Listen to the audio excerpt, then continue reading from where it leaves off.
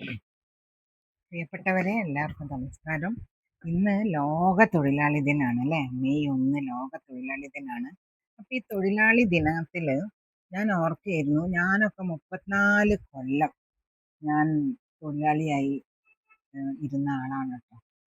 പിന്നെ ക്ലർക്കായും അതുപോലെ ഓഫീസറായും മാനേജറായും ഒരു ബാങ്കിൽ, ഗ്രാമീണ ബാങ്കിൽ 34 കൊല്ലം തൊഴിലാളിയായി ഇരുന്ന ആളാണ്. അന്ന് അന്നൊക്കെ അന്ന് തൊഴിലാളി ദിനം എന്ന് പറഞ്ഞാൽ വലിയ സന്തോഷമായിരുന്നു. ഇപ്പോഴും സന്തോഷം തന്നെയാണ്. കാരണം ലോക തൊഴിലാളികളുടെ ദിനമാണ് ഇന്ന് അല്ലേ?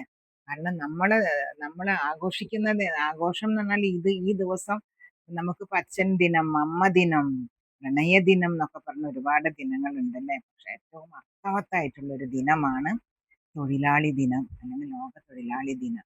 അപ്പൊ നമ്മളൊക്കെ ഉറങ്ങുമ്പോൾ ഒരു കൂട്ടം തൊഴിലാളികൾ ഉണർന്നിരിക്കുകയാണ് അല്ലെ. അവരുടെ എത്ര പേരുടെ കണ്ണീരും വിയർപ്പുമാണ് പിന്നെ ഈ നമ്മൾ തൊടുന്ന അല്ലെങ്കിൽ നമ്മൾ ഉപയോഗിക്കുന്ന ഓരോ സംഗതിക്ക് മുൻപിലും. ഒരു വലിയ കെട്ടിടം എന്ന് പറഞ്ഞാൽ അത് എഞ്ചിനീയറുടെ മാത്രം പ്ലാൻ അല്ല അല്ലെ. ഒരുപാട് പേര് വിയർപ്പൊഴുക്കിയിട്ടാണ് ഒരു കെട്ടിടം ഉണ്ടാക്കുന്നത്. അതേപോലെ എത്ര എത്ര വ്യവസായ ശാലകളിൽ ആളുകൾ പണിയെടുക്കുന്നു. എത്രയെത്ര കോളേജുകളില്, അതേപോലെ എന്തെല്ലാം തൊഴിലുകള്, നമ്മുടെ കമ്പ്യൂട്ടറുകള്, അതുപോലെ വാഹനങ്ങൾ, നാം എന്തെല്ലാം ഉപയോഗിക്കുന്നോ, എന്തെല്ലാം തൊടുന്നോ, അതിനെല്ലാം പിന്നില് ഈ തൊഴിലാളികളുണ്ട് ല്ലേ. അതൊക്കെ ആരുടെയോ അധ്വാനമാണ് ല്ലേ. നമ്മള് ഇപ്പൊ ചോറുണ്ണുമ്പോ ഞാൻ എപ്പോഴും ഞാൻ ചോറിന്റെ ആളാട്ടോ. ഞാൻ ഒരു പിടി ചോറുണ്ണുമ്പോ എപ്പോഴും ആലോചിക്കും, എത്ര എത്ര പേരുടെ കൈകളിലൂടെയാണ് ഈ ധാന്യം എന്റെ പ്ലേറ്റിൽ എത്തിയത്. റോഡ് തൊഴിലാളികളായാൽ, അടുക്കളയിലെ മെയ്ഡ്, ഇസ്തിരി ചെയ്യുന്ന ആളുകള്, ഡ്രൈവർമാര്, ടൈലർമാര്, ഇവരെല്ലാവരും പറമ്പിൽ പണിയെടുക്കുന്ന, കൂലിപ്പണിയെടുക്കുന്നവര്, ഇപ്പൊ കുറേ ബംഗാളി തൊഴിലാളികളും ഉണ്ട് അല്ലേ നമുക്ക്. അങ്ങനെ ഇതൊക്കെ തന്നെ ഇപ്പൊ ഞാൻ ആലോചിക്കുകയായിരുന്നു. ഞാനിപ്പോ ഇവര് എനിക്ക് ജോലിയുണ്ട്. അപ്പൊ ഞാൻ ഒരാൾക്ക് ഒരു പണി, ഒരു പൈസയും കൊടുക്കൂല, എല്ലാ പണിയും ഞാൻ ചെയ്തോളാന്ന് പറഞ്ഞാല് അത് ശരിയാണോ? അപ്പൊ ഞാൻ ജോലി ചെയ്യുമ്പോൾ എൻ്റെ മെയ്ഡിന് പണം കൊടുക്കണം. ഞാൻ സഞ്ചരിക്കുന്ന വാഹനം, ഓട്ടോറിക്ഷയ്ക്ക്, ബസ്സിന് അല്ലെങ്കിൽ ടാക്സിക്ക് എല്ലാം പണം കൊടുക്കണം. എൻ്റെ ടൈലർക്ക് പണം കൊടുക്കണം. എൻ്റെ ഇസ്തിരിക്കാരന് പണി കൊടുക്കണം. ഇങ്ങനെ നമ്മുടെ ശമ്പളം മറ്റുള്ളവർക്കായിട്ട് വീതിച്ച് കൊടുക്കുന്നതാണ് ഈ എക്കണോമി എന്ന് പറയുന്നത് അല്ലേ. അപ്പോഴാണ് നമ്മുടെ സമ്പദ് വ്യവസ്ഥ, നാടിന്റെ സമ്പദ് വ്യവസ്ഥ സമ്പന്നമാവണമെങ്കിൽ നമ്മളെ കയ്യിൽ വരുന്ന പണം മറ്റുള്ളവരിലേക്ക് ഒഴുകണം. അങ്ങനെയാണ് സമ്പദ് വ്യവസ്ഥ ഉണ്ടാവുന്നത്. പക്ഷെ അവര് ഇല്ലെങ്കിൽ, ഇപ്പൊ തൊഴിലാളി ഇല്ലെങ്കിൽ ലോകം മുന്നോട്ട് പോകുമോ അല്ലെ? അത് നമ്മൾ ആലോചിക്കണം. അവരാണ് യഥാർത്ഥ നായകരെന്ന് എനിക്ക് തോന്നിയിട്ടുണ്ട്. ഈ തൊഴിലാളികളാണ് യഥാർത്ഥ നായകർ. ശരിയല്ലേ പ്രിയപ്പെട്ടവരെ? അപ്പൊ അങ്ങനെ ഉണ്ടാവുമ്പോൾ നമ്മൾ ഈ തൊഴിലാളികളെ ഹൃദയം കൊണ്ട് നമിക്കണം. അവർക്ക് ന്യായമായ കൂലി കിട്ടുന്നുണ്ടോ എന്നുള്ളതാണ് വേറൊരു കാര്യം. അപ്പൊ ഈ ഒരു ദിവസം നമ്മൾ ഓർമ്മപ്പെടുത്തുന്നത് അതൊക്കെയാണ് അല്ലെ.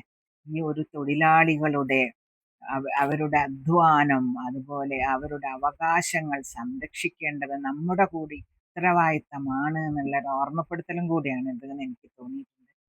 ഓരോ തൊഴിലാളികളുടെയും മുൻപിൽ നമ്മൾ ശിരസ് നമിക്കേണ്ട ആവശ്യമാണ്.